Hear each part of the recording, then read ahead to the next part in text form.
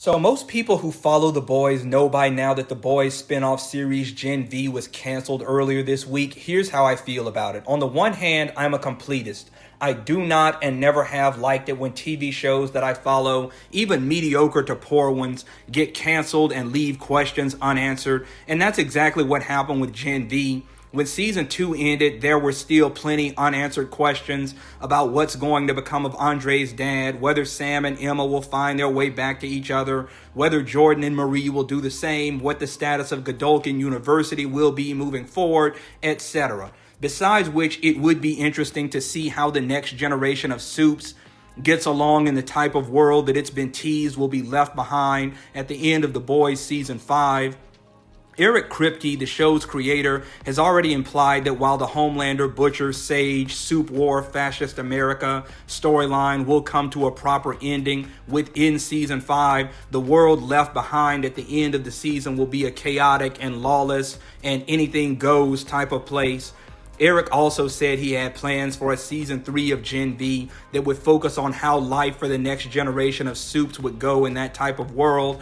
And the completist in me is a little sorry that we'll probably never get to see any of that resolution play out on screen. On the other hand, however, I was never a fan of Gen V.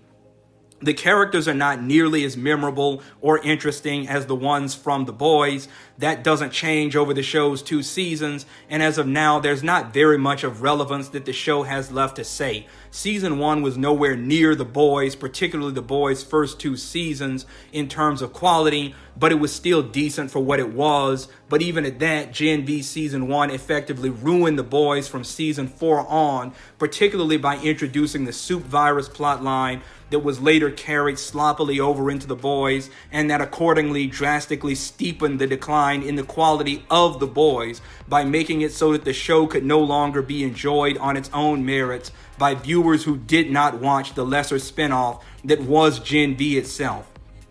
Plus, I don't think that even Gen V Season 1 was necessary in any capacity. I think that if anything, The Boys should not have even gotten spin-offs until after the conclusion of the main storyline. Everything special about Gen V Season 1 could have been retrofitted for the storyline of The Boys Season 4 and or Season 3.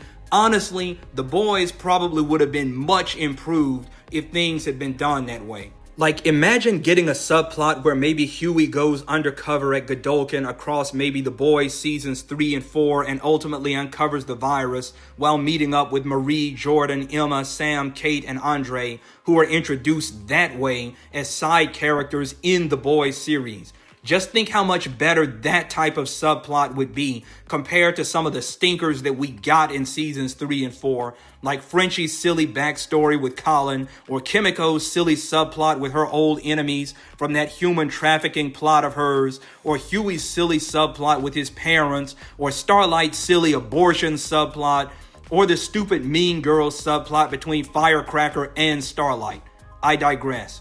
Anyway, where Gen V Season 1 may have been decent, Season 2 was a garden variety dumpster fire for many reasons, primarily the often nonsensical storytelling, the creators' refusal to recast Andre after his actor died, the creators effectively rewriting the story to lazily give his material to other characters, and the Project Odessa retcon by which they magically turned Marie Moreau into a soup messiah capable of controlling or killing Homelander, as well as actually giving people superpowers and literally bringing people back to life, which will effectively remove all stakes from future stories set around her and her allies in The Boys universe.